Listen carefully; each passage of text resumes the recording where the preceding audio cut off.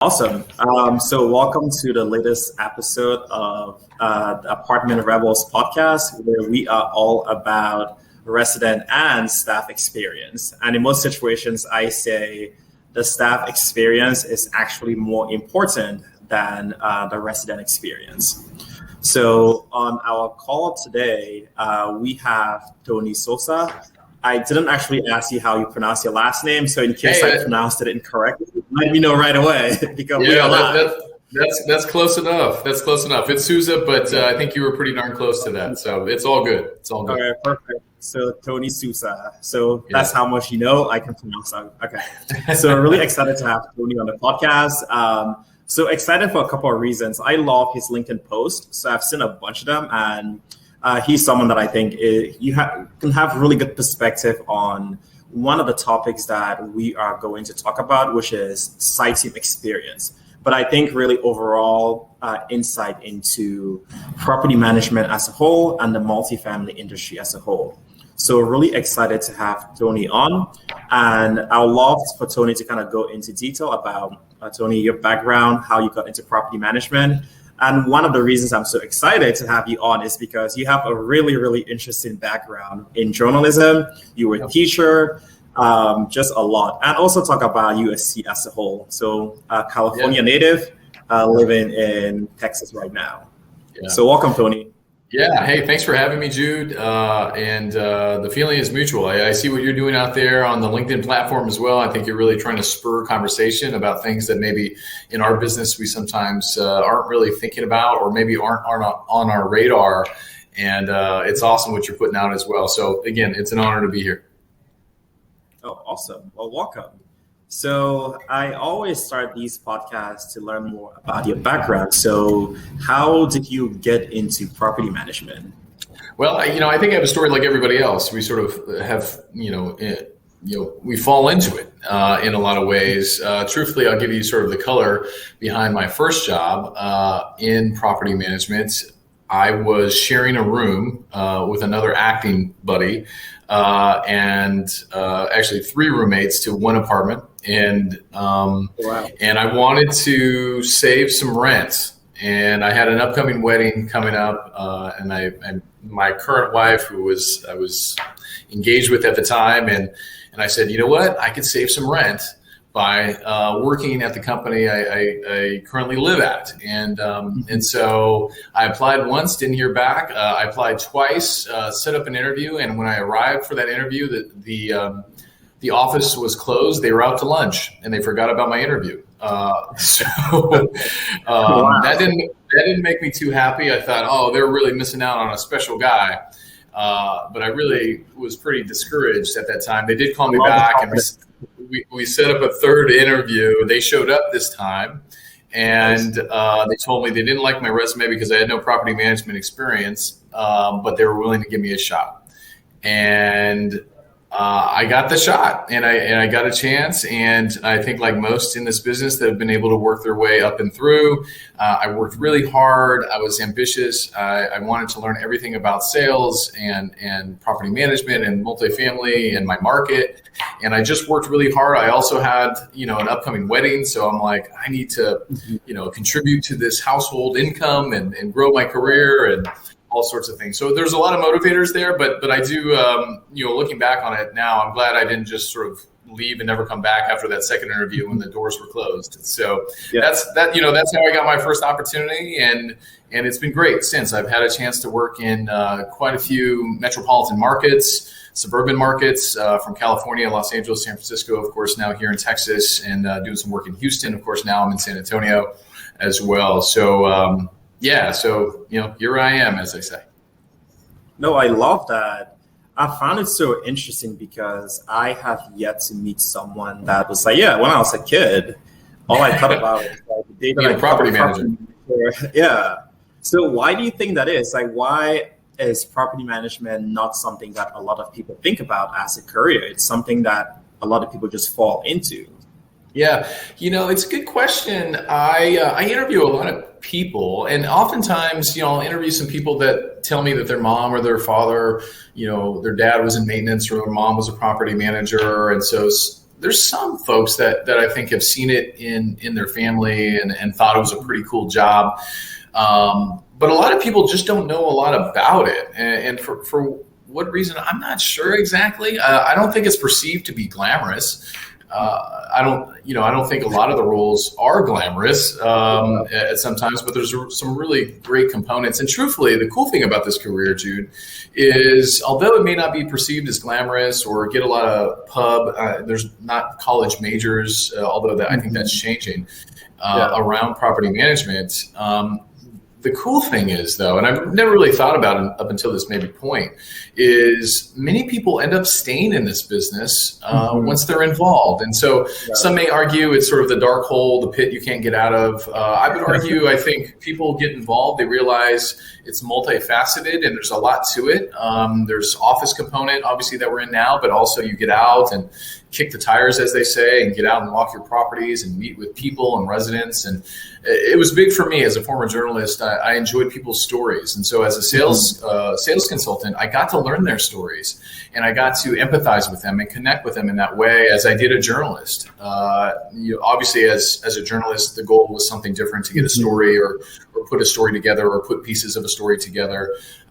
As a sales consultant, similar but different, my goal was to convince them that wherever I may have worked at the time was the best place to live.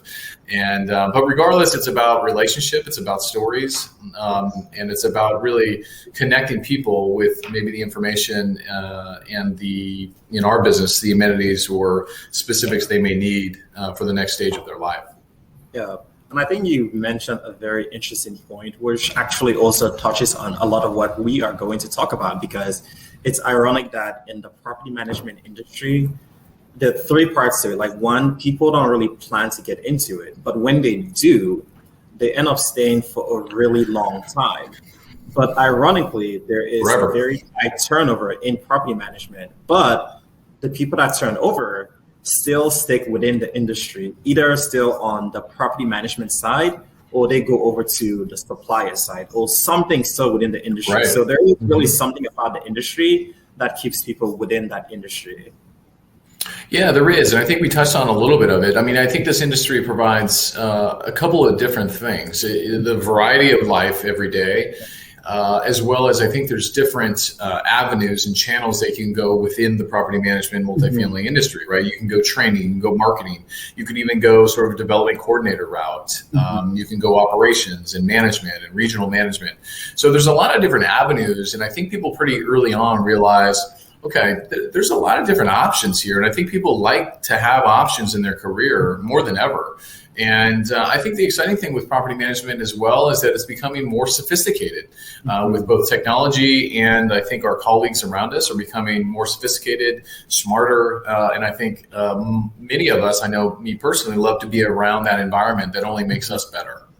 Yeah, that's awesome.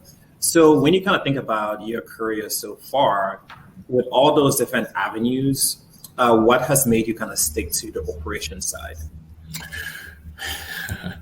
I've had a chance. It's a good question, Jude. I've had a chance in my career to work. Obviously, we talked about the sales side, but that's conventionally the operations side. So sales, and work my way up as an assistant manager, and of course a community property manager. But I also had the privilege. I was identified fairly early in my career that I had some unique training skill ability, as well as some marketing skills and ability. And so I was brought into the training and marketing department pretty early on in my career, probably 5-6 years in, maybe.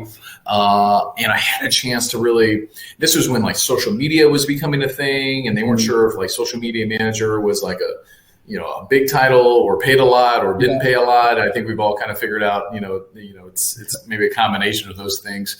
And then training, I have a background also as a teacher. And so I love teaching and training and coaching, and that's what I love in my day job currently. And so I spent a couple of years in the training and marketing departments, and I learned a whole bunch. I learned a whole bunch from a lot smarter people than me, incredible trainers and great marketers. But I realized while being there that I think my best skill set and my greatest gift probably is my ability to lead people. And I think oftentimes lead them in the messiness that is operations at times. And so I did transition from marketing and training into what I used to call sort of a professional storm chaser. So I became sort of this operational manager that give me your nastiest tornado. And I'd love to go in there and try to improve it. And at the time I was very confident, and many of those projects definitely humbled me because sometimes, it takes longer than you might think to turn things around. But you learn a lot about the fundamentals. You learn a lot about people and how important people are to the process of turning around, maybe a asset under duress or a struggling property. And that probably hits on a lot of things that you focus on is the people, the on-site relationships you have, and how to really support them in the best way you possibly can as a leader. Perfect. And then, so I'd love to kind of dig a little bit deeper into that. So you have kind of touched on a few things like experience with and the value of having like the marketing background, operational background, sales background, and then kind of how your experience as a teacher and then also as an actor has kind of translated into a lot of success and being identified as someone that is a real like value add. So what kind of advice do you have for up and coming, like a new leasing consultant that just started, or property manager that is looking to get to that next level? Everyone's different, and I take a lot of pride. I still interview leasing consultants in my current role, especially when a property manager wants to get my thoughts on them. And any advice I would say to anyone entering the business is to be completely open-minded, but at the same time learn as much as you possibly can, and allow that experience that you have working with the team and the property that you're at to organically allow you to sort of navigate what you like, what you're good at, what you're not good at, and allow that career to sort of evolve on its own. Now, we've all grown up and like have your goals and have your pursuits and follow them and don't let anyone get in your way. And those are all good things to have some sort of, I think, short-term, mid-term, and long-term goals to some extent. But I think the advice I would give, and the advice I do give, is to be flexible and be willing to adapt to the circumstances that's in front of you. I've been in situations and circumstances in my career that, you have to pivot, or you have to kind of, move out of, for example, marketing or training. And I felt I was better utilized in operations, and I really enjoy that today. So the best advice I could really give is just continue to learn, grow, but be adaptable. And I think if we've learned anything post-pandemic, is adaptability is one of the best skills that you can have both in life, personally and professionally.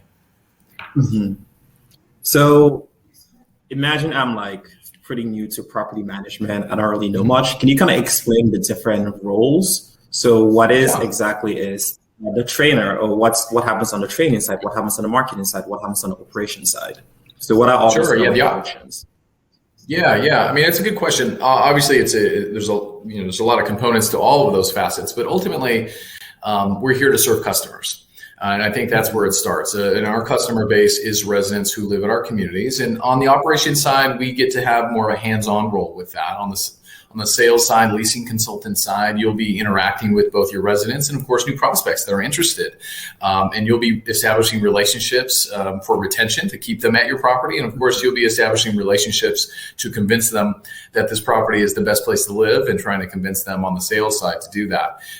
If you do an incredible job of that, you'll be able to navigate your way and earn managerial opportunities, and assistant manager opportunities, community manager opportunities. There you can make a great impact in both creating processes and procedures and policies that help create your operation to be more efficient. And you'll also be able to exercise, a muscle of leadership in those different capacities. So as an operator, you're really in charge of a lot of different components. You'll also interact with a couple of different departments that we just mentioned, training and marketing. And I think it's important that operators, especially at the community manager level and above, fully understand really how training and marketing play into any business, but specifically multifamily.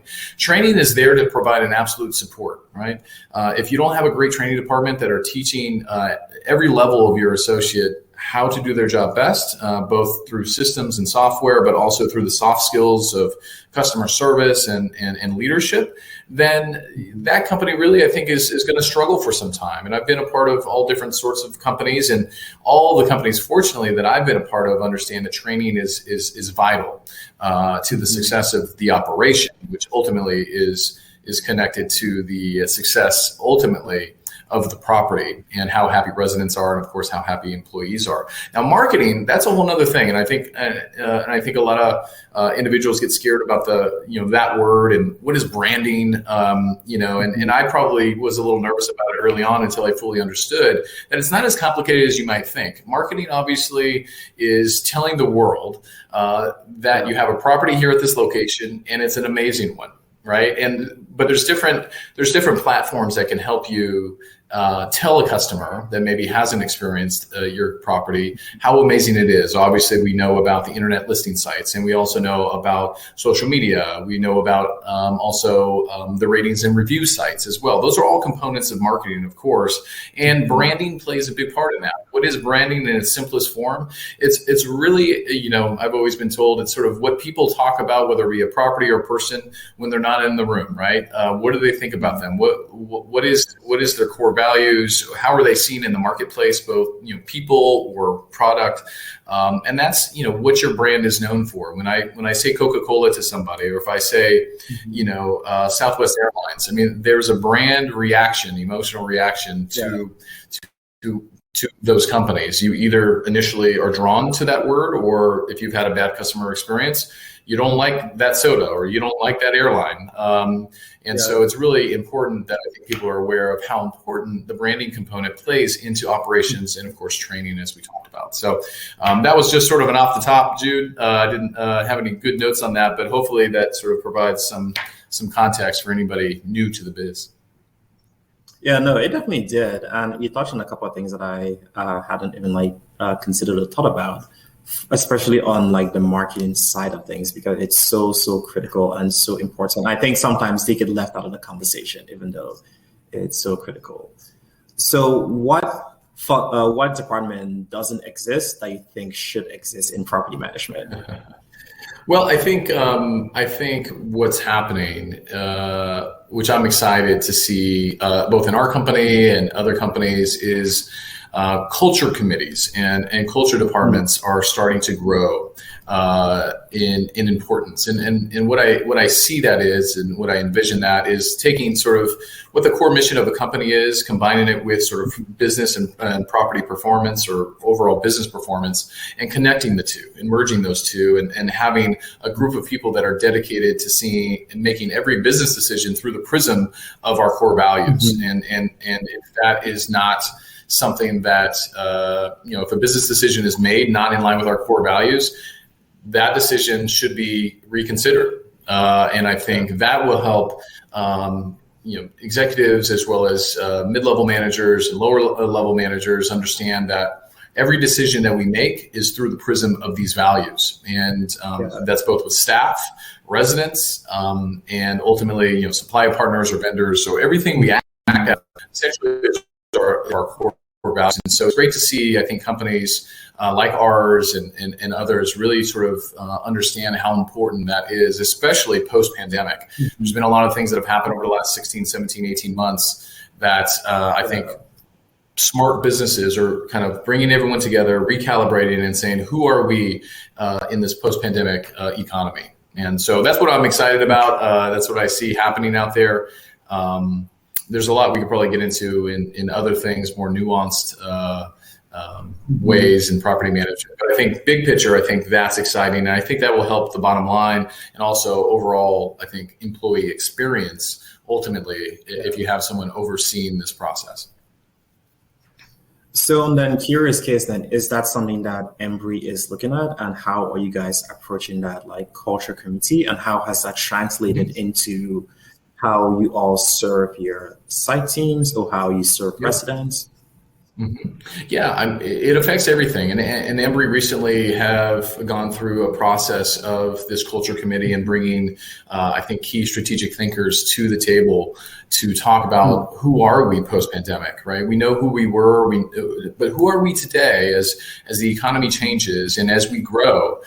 So absolutely, I think Embrey is fully committed to that process and has already made choices and set up meetings and other sort of visionary steps to progress that. And so, yeah, ultimately that's to affect every interaction at every level, whether it be with residents, supply partners, clients, owners, you name it. Those will all be affected, and I hope and I trust in a very positive way. Yeah. So then one thing that's so interesting about all things you've mentioned is within property management, it's not just one group or one company. So when you go about creating like that culture committee, you can do it like within Embrey, but for most properties, you have, if it's a third party manager, you have the owner group or the asset managers or the suppliers, all of which are so critical to that overall resident experience. So how do you kind of coalesce all of those different parties to create something very streamlined, or that has like an actual feel to it? So how do you go about doing that? Well, I think the key attribute there is going to be patience and agreement upon core, foundational principles of how we operate our business.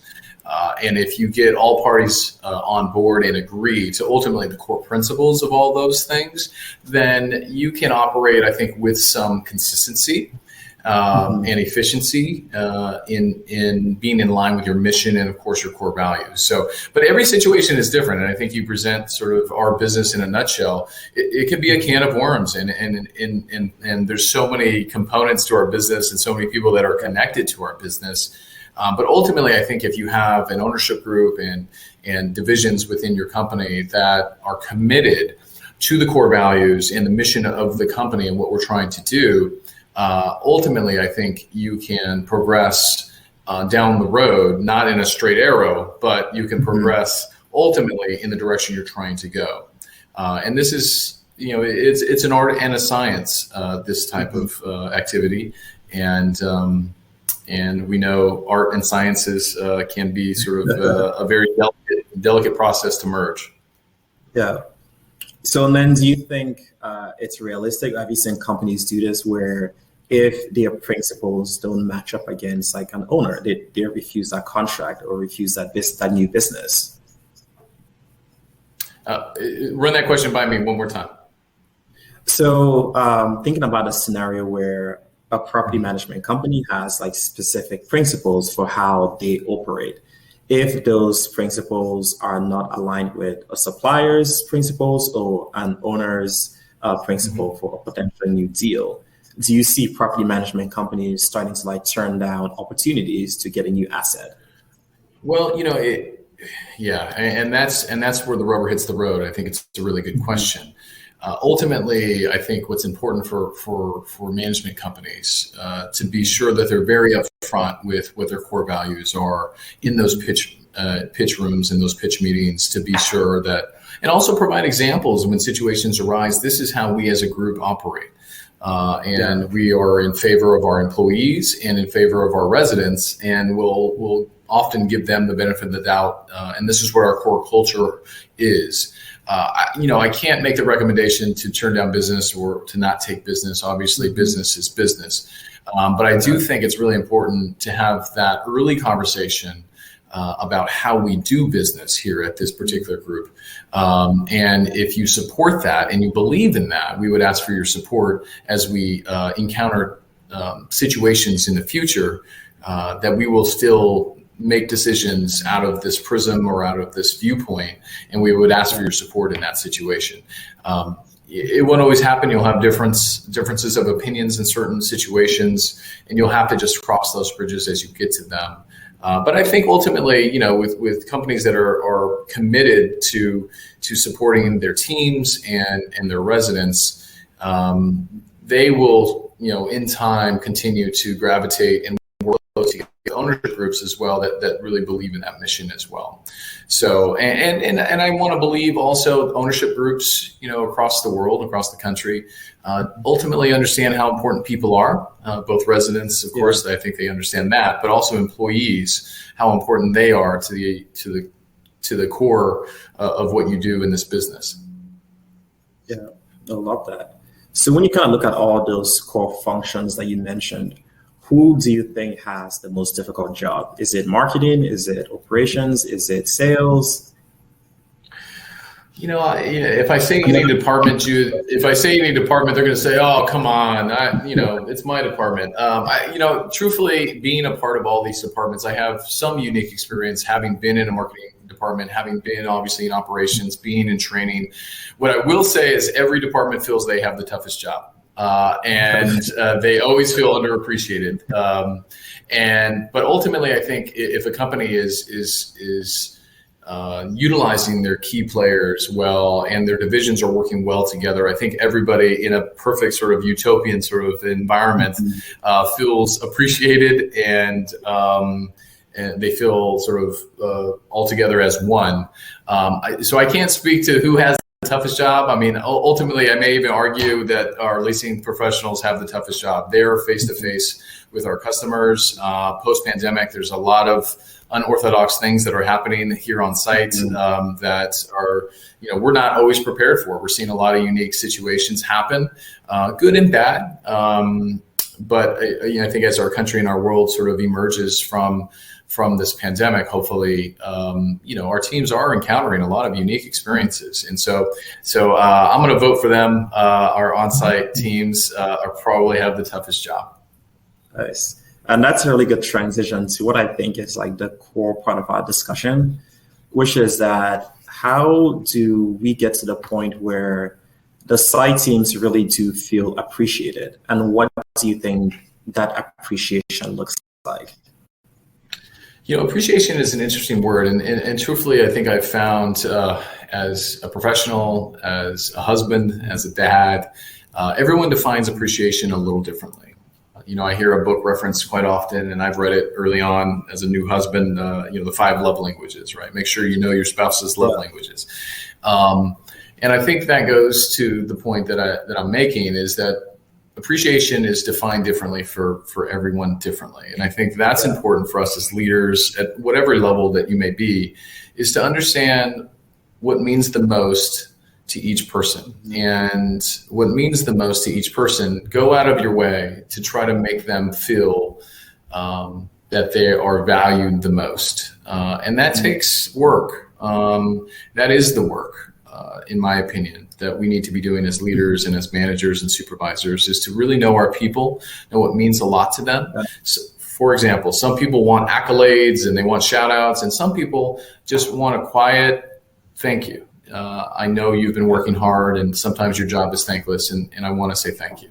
And that means the world to them. Whereas, maybe your top sales consultant wants the world to know about that, and that means the world to them. So it's maybe not sort of a direct, easy answer, but I don't think appreciation and taking care of your employees is an easy answer. Yeah. And then when you kind of think about site teams, like one thing guys speak with a lot of site team members on a very, very consistent basis. One theme that has definitely come across is that for many of them, they don't feel like they are really provided decision-making capacity or given like them are empowered to make a lot of decisions that actually impact the property, especially given the fact that they are really on the front lines. They see what's happening. They know they have the hardest job. Yeah. So why do you think it is in property management that site teams with that decision-making capacity? Or maybe I'm wrong. Maybe they are trusted with enough decision-making capacity. Well, I think a couple of things. It's a trust issue, ultimately. And I think your question is, why is it that management companies or executives or supervisors, why don't they trust their team? And I think it's a couple of reasons. I'm not saying that it's necessarily right, and I'll give you an example of what we do here and what I do with my teams. Many site team members, especially on the leasing floor, have not been in the industry an extended period of time. So there's an experience trust issue, right? Do you know how to make these decisions? And unfortunately, in my type of capacity, you just get emails and calls about decisions that were made incorrectly. And so you can sort of live in this bubble of, well, there's nothing but mistakes happening, because that's usually often the reason I get called in as a regional manager is because, Tony, we have a fire or a bad decision was made. Please help us. What do we do? And so I think if you get stuck in that as a supervisor and think, well, my teams are making all these bad decisions or they can't handle issues, in your own mind, if you've convinced yourself of that, to give your teams trust sometimes will maybe be hard for you to do that as well. And so I think that's a big factor, Jude, of why many don't feel comfortable giving sometimes site level associates or leasing professionals that ability to solve problems. And I think what we're talking about is monetarily, oftentimes, right? And so sometimes certain companies I've been a part of legislate certain dollar amounts that they allow for $250 for a manager or a site team to make something go away or solve a problem, $500 in some cases, maybe it's $100 in some properties. But for me, it's really important my staff knows that when I hire you, I trust you. But I take a lot of time and effort in the recruiting and the interview process, multiple rounds, that I try to vet every potential issue, especially character issue, the best I possibly can, and experience issues before I essentially hand them the keys to the car, right? And so will they be responsible with the keys to the car? And ultimately, once I decide, and my managers, we work together to say, yes, they're approved, let's give them the keys to the car. Ultimately, we're going to trust them that they can drive, right? Safely, cautiously, with their seatbelts, those sorts of things. So it's a culture of trust that we try to start from the very beginning. And I often give trust freely early, instead of the old adage, you have to earn my trust. I give it first, and in time, if individuals diminish that trust or breach that relationship or that trust, it happens, Jude. I mean, I'm not going to pretend it doesn't happen. Decisions are made to where then trust is compromised. But I empower my teams, and I'll sort of conclude my comment with this: is if I'm not available or you have to make a decision in the moment and you're on the fence, I want you to fall on the side of customer service as opposed to potential black and white policy, right? We manage some of the most beautiful properties in San Antonio, Texas. And so I tell them that if you have to make a decision, be mindful of the dollar amount or concession or any sort of gift you give them. Be really careful about that. But if you have to make a decision, fall on the side of customer service.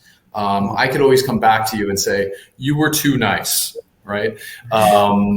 Which isn't always, the conversation I always have. Sometimes it's, hey, you were a little maybe rigid there. We need to try to figure out how to solve this problem for them a little bit better, right? Because I think some companies in our industry as a whole sort of lives, there's nothing we can do. The policy says this. Well, the reality is usually most situations are in the gray, right? They're really kind of like policy says this, but, we can do a lot of this to really show, we're trying to help. And so I really challenge a lot of my managers, especially new to Embrey and to myself, that there's a lot of gray area that we can say yes to. Don't be so quick to say no. And that's both to employees and residents, right? Be quick to say yes and how I can try to make something work.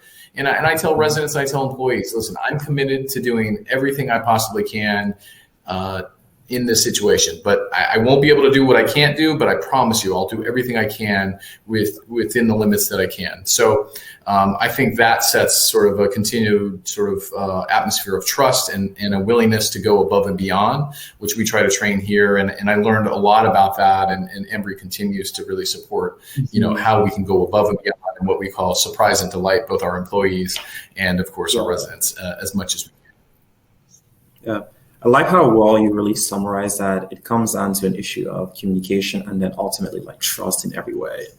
So a fact that I was really surprised to learn recently is that in the industry, the turnover rate is about 30%. In other industries, it's just like under 15%. So why do you think there is so much turnover in the industry? Is it stress? Is it the lack of empowerment? Is it just a lot of opportunities available? Like, why do you think the turnover rate is so high in the industry?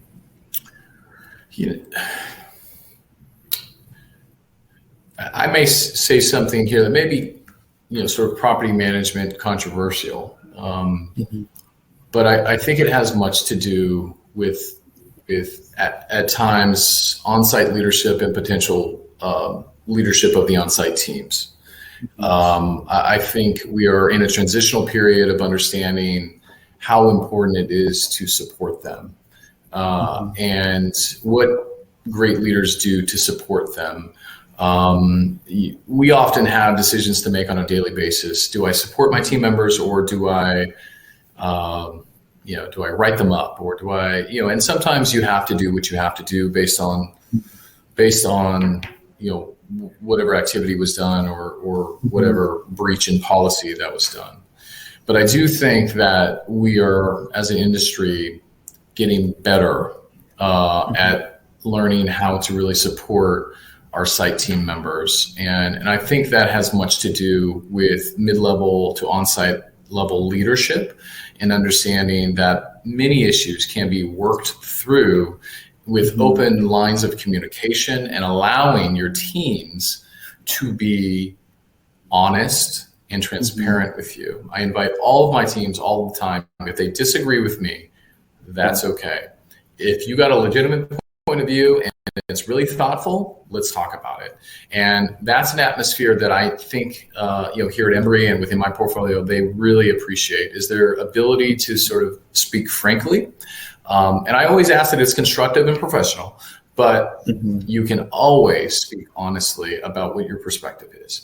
And to be honest, in today's world and environment, having that free gift of being able to speak honestly about what they may feel about certain things, even if you don't do what they ask or follow through with their request, there's a lot of credit that you get as a leader by just simply listening and willing to hear them out.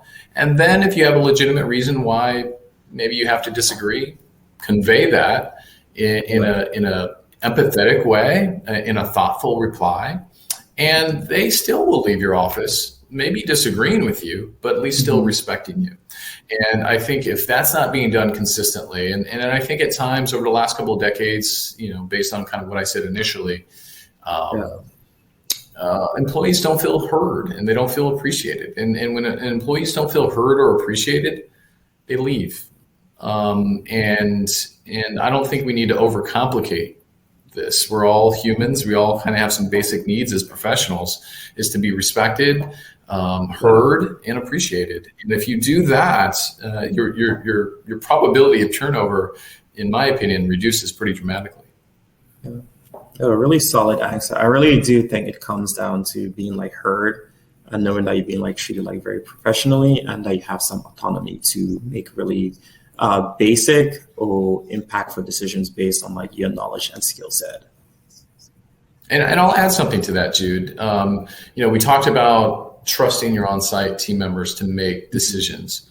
As a part of the culture that you have on site or within your region or within your company, is that if mistakes are made, it depends on the severity, right? I mean, there's always a variable. Severe mistakes or egregious ones, or puts the company in complete sort of liability situation, that's a whole nother sort of box. But if they're just sort of well-intentioned mistakes that, was handled sort of or fumbled.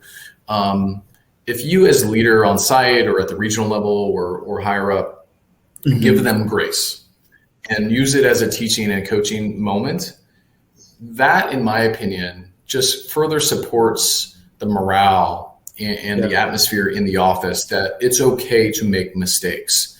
As long as, you don't sort of put the company in jeopardy or hurt somebody. But if you make these little mistakes but you learn from them and don't make them on, consistently. And that's where I think my training background comes in, that I really try to support my managers to say, listen, let's give them the benefit of the doubt in this situation. They were trying to make it work, right? They fell on the side of customer service, but they were a little too customer servicey, right? Or, whatever we want to say.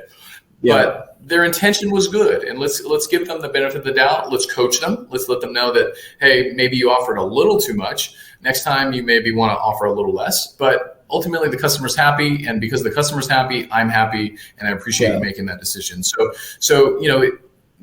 there's a lot to that trust component, right? You could bite someone's head off and chop their head off and try to make a point out of them to the rest of the team. And in some situations you have to take severe action, don't get me wrong. But in most gray situations that happen on a daily basis here on site, it's more opportunities to coach and learn and support the culture than it is to hand slap and provide discipline at every turn. Yeah. So then kind of adding on to that, for your last few career transitions, like what motivated you to leave? Was it just a better opportunity, or was it something that happened that made you want to say, hey, maybe it's the grass is greener somewhere else? And I know that's like a very personal question. Sure. Well, I do subscribe to, I try not to be cliche in any way, but the grass is greener where you water it. Okay. So that I strongly believe is true, whether it be personally or professionally. So put in the work before you sort of make any ill-advised, rash decisions. But ultimately, for me, I think like most, it was opportunity, it was growth. I try to, in every role that I'm ever in, speak frankly with my supervisors about, what I'm looking to do and grow. And for the most recent sort of transition was really to get me to Texas. My wife's from Texas. And I knew the market was growing and opportunities were thriving here in Texas. So, 7 years ago, moved from California to Texas. And it's really been one of the best decisions I made professionally and personally. We really enjoy it here as well. So that was a driving force. And I think, a lot of us, that do make transitions and make, career changes are doing it in large part for bigger, more personal reasons than we are almost professional in some ways, meaning you're unhappy or whatever the case is. I think most of us, for the most part, are pretty patient and understanding, even if, things at the company don't go your way, to kind of work through that. But there's often bigger picture. And that's what I try to get to the bottom of. On occasion, I'll get a notice as well, as we all do. And we try to ask the more probing question and get to the root of why they're moving or what's happening. And we often find, it's a lot of personal things happening that maybe we were unaware of. And some things we can control and try to help with or try to keep them. And some things are just completely out of our control, and we wish them well. And sometimes it's, just promotional opportunities and a salary we just can't match, and we wish them well and congratulate them on their opportunities. So, but you never know when they'll be back. And it's definitely a culture thing within Embrey and within my portfolio for sure to, wish them well, whether in termination or in resignation. We hope that they land on their feet and find what they're looking for. And, obviously with termination, it's a different set of cards and conversations per se. But, with resignations, especially if it's a great associate, we hope to see them back one day, maybe in a different capacity. Got it. And then, so looking at the things that really drive or lower retention, whether it's the trust, coaching, or appreciation, what companies do you think do this really well? I think there's a lot of companies that do a lot of things, but the reality is I don't think anyone really knows unless you actually work for those companies. I mean, I think you could probably look at statistics and different things like that, because you have companies that have great brands, but then you hear sort of horror stories about what the culture is as well. So, I think probably as an outsider, I don't know if I can probably give you the most sort of, best answer here. I only know Embrey and the companies that I've been a part of course.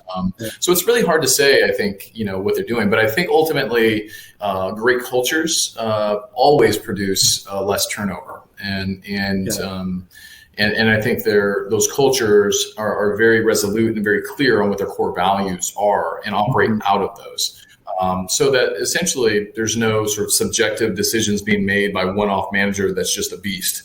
No, like this is not how we act as a company, and this is not the type of decisions we make.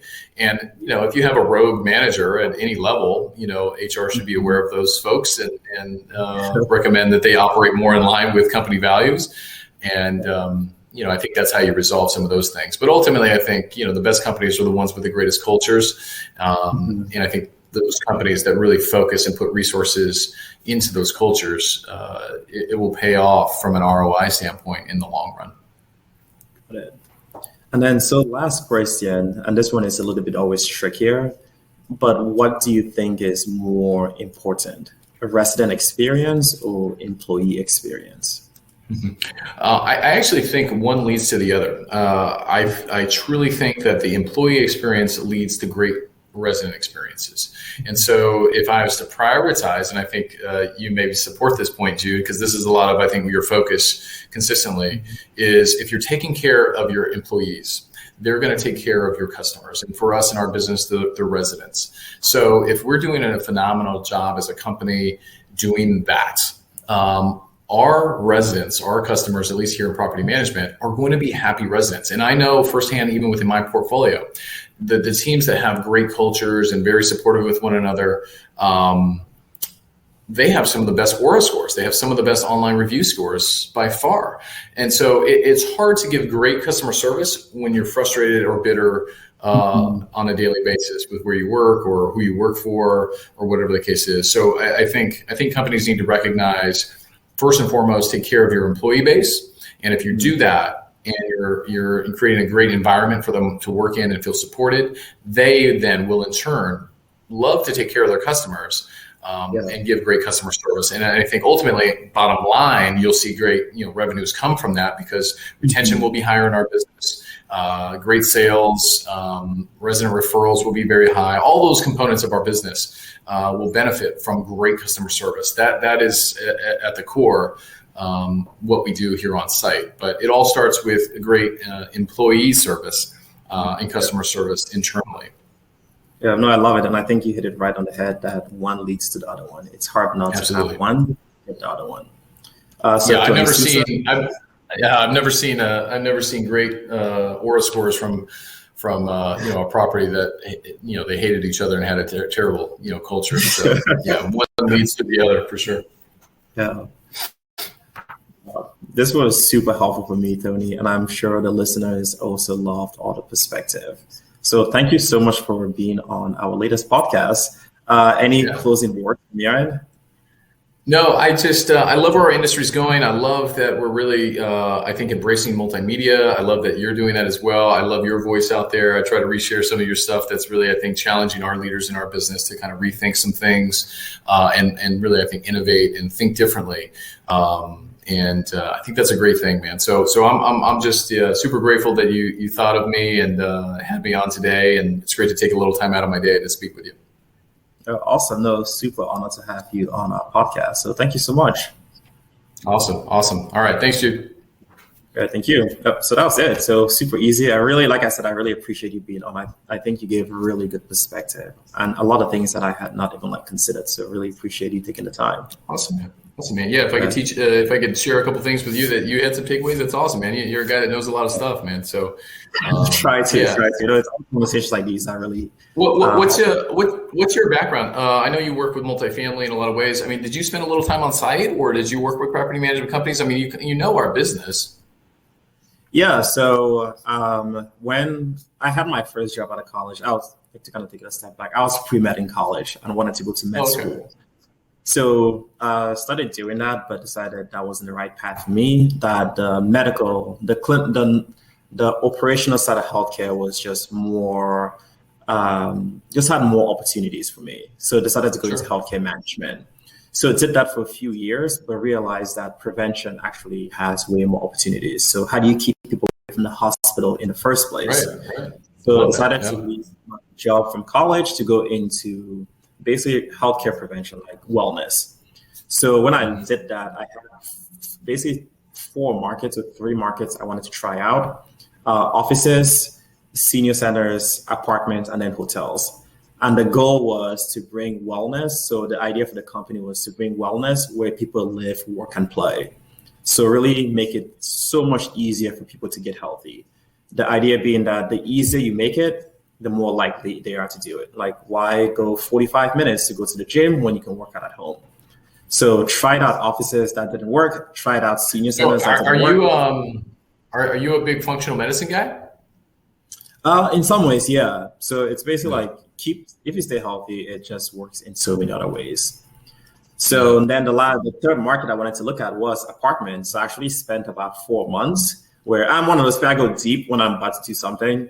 So I spent literally 4 months where I would get up at like 7, and then from like 8 a.m. to 5 p.m. every day, I would just pick a street and go to each apartment on that street.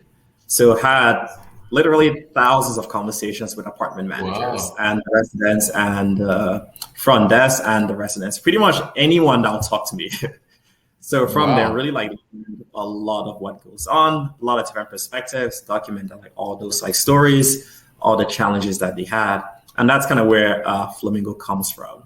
And like my passion for it. So is it a multifamily platform only, or is it a platform for all these business sectors? Primarily for multifamily. So we work with some offices, but it's like 99.99%. So were you so fascinated with the apartment business or multifamily that you decided to create a platform primarily for multifamily? Yeah, so just saw more opportunity and really saw like a need for it because of the property managers. The big thing that I picked up was that property managers like love their jobs. Like you'll say, like people love the industry. They like absolutely loved it, but we're so frustrated by just how challenging their day-to-day is, whether it's pressure from residents, from corporate, from the owners. And they're so underappreciated. I think that was your biggest takeaway. Yeah, I was just like so shocked. Like, I'm like, why are you still working here? I would have like left a long time ago. What the hell keeps you here? Well, and I think an honest answer to that, and you've probably been able to scrub this in your own head. You're a super smart guy. I mean, I think there is, our industry isn't also, there's not, this may sound bad, but I mean, from an education standpoint, not everybody has degrees or master's degrees. And so, I think this industry provides a good career for them. And so I think in their minds they're like, well, it's a good industry, so I'll stick around. I mean, I interview candidates, Jude, that, tell me like their regionals used to yell at them. And you've probably heard some of these stories on the street. Yeah. And I too am like, wait, hold on. They like yelled at you, like adult to adult, right? Yeah. Like you didn't hit them, or storm out or like say that won't happen again. But for whatever reason, they sort of hang in there. And so for me, man, it's in identifying this, and I think you're identifying it in your own way. And obviously we're serving these clients in different ways. You have your platform. I'm trying to sort of be a bit of a voice out there of trying to encourage them to say, leaders operate differently than maybe your boss, because with LinkedIn and the following has grown so rapidly over the pandemic, really, I'd say. And I probably pushed a lot more content than I used to. But I mean, I have people on a weekly basis, Jude, and you may believe this, asking me to be, can I be their mentor? Right. And I'm like, first of all, I'm flattered, but second, my heart goes out to them because that tells me that they don't have people around them to help them. And to see that. Yeah. Yeah. And so it's just been amazing to me. And I'm still shocked when I hear some stories.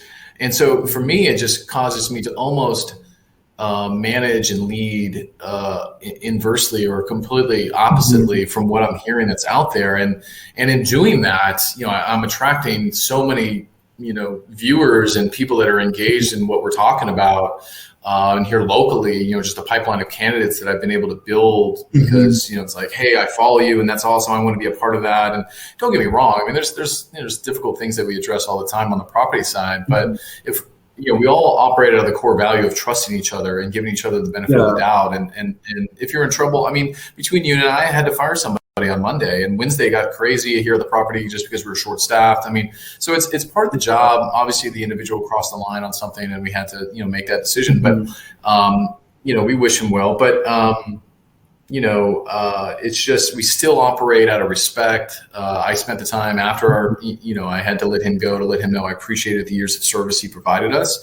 I know this wasn't his intention. It was a bad mistake and things happened, but it's still that culture of like people and respecting people. And at the core of it is really loving people, right? Because, you have to care for somebody to, and to really show them empathy. I mean, you can't fake caring, right? You can't you can't bullshit like giving a shit, right? Yeah. I mean, and so people know that. And I think by creating those cultures that we do care, and we wish people well in anything, any component of our business means a lot to people, especially post-pandemic, man. It's, there's a lot of like people dealing with their own stuff. I mean, if we thought mental health was an issue pre-pandemic, bro, post-pandemic, we're embarking on. So anyway, man. For me, like the big thing that I learned was just like, it's really difficult and they are not provided the tools or things that they need. So I have this vision, like I always wanted to be a superhero and my whole life has been trying to find a way I could like help people. So really like when I came across this for property managers, I was like, there is a better way. If there's not, I am going to do it. So tell me more, man, because I want to give you the opportunity, man. I don't know enough about Flamingo. So tell me more about your platform, man. Oh, so really simple. We provide what we call a one app resident experience. So a big thing that we learned is property managers do a lot of things like very, very manually. So we provide resident apps and a marketplace. So the resident app is branded to the property or the property management company. The residents can use it for everything from like RSVPing for events to messaging their neighbors to finding like a digital version of their resident guide. And then on the property manager side, they can use it for a bunch of things from e-blast, texting their residents to package management to booking events. So we have a full event marketplace where if you want to book an event for your residents, it takes you 10 minutes. Like one of our clients, Mill Creek, Modera rental staff. They like book their whole resident pool party in 10 minutes. When typically we're taking them like hours to like find a DJ, find a caterer, find this, get the marketing. Our platform automates like all of that from just everything. So that's awesome, man. So I actually, while you're saying all that, I actually think that because I know your big perspective is also in employee satisfaction. I actually, and as a supervisor that really tries to, go out of my way to send them treats or thoughtful notes and things. You're probably familiar with Modern Message, right? Yeah. But that's also customer focused, resident focused, right? I think, man, and I'm happy to talk with you offline, about different ideas, but I think providing a potential platform or a delivery platform where engaged leaders like myself and others, I'm sure there's many out there, can, hook up cookies or thoughtful comments or different, just really out of the box ways to send either thoughtful notes or gifts or other things to their teams through a one-stop shop, through an app potentially that's sort of branded maybe corporately, would be really interesting because this culture thing is other companies and startups, like they figured this out probably about 10 years ago, right? Multifamily is starting to be like dabbling in this culture stuff. Like, hey, we need to maybe really allocate somebody to focus on this, right? It's important. I hear about this all the time.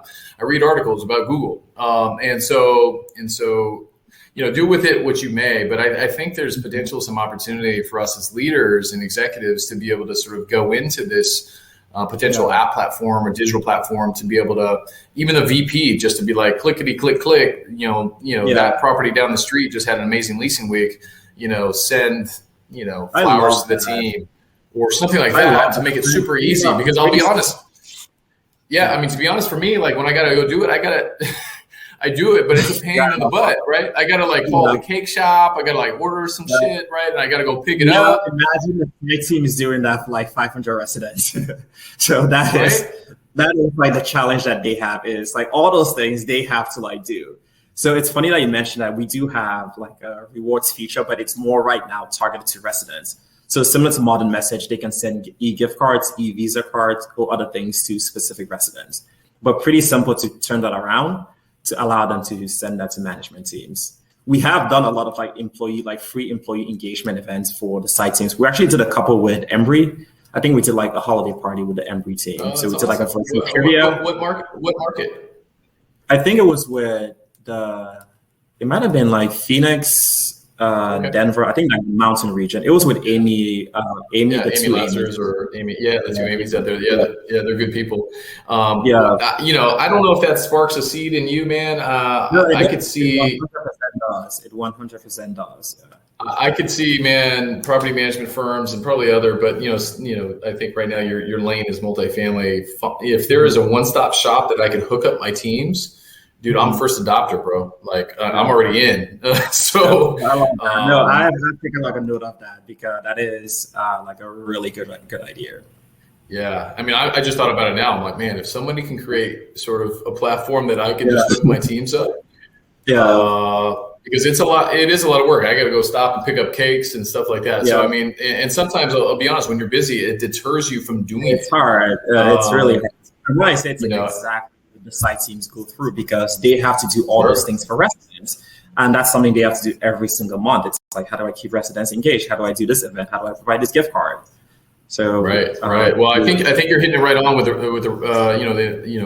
property management companies with residents. But I'll tell you, just a little wrinkle to the business concept may be also allowing executives and supervisors within the corporate culture a one-stop shop, one-click stop to be able to hook up their teams and have it allocated or paid to by the property itself. But ultimately, the logistics kind of handled will probably help well-intentioned managers do a little bit more, and hopefully the site teams feel a little bit, more appreciated. So anyway, man, hey, I really enjoyed today, man. It's great to see your face and, keep posting that content out there. And, we'll keep this conversation going online for sure. Thanks, Tony. I appreciate you being on. And again, I've loved your content as well, too.